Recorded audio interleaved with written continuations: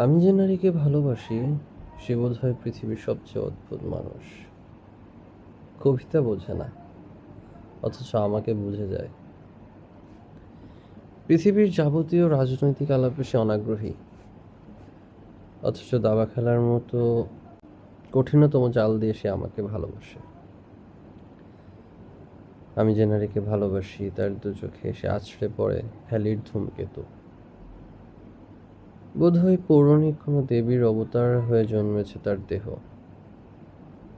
তারে আমি নির্দ্বিধায় তুলনা দিতে পারি ক্লিওপেট্রা, প্রিন্সেস ডায়না কিংবা হুররাম সুলতানার আগ্রাসী যৌবনের সাথে।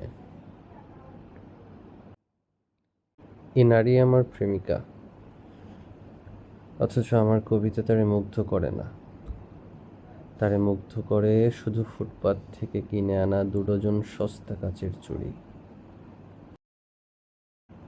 হ্যাঁ, এই অদ্ভুত নারীকেই আমি ভালোবাসি।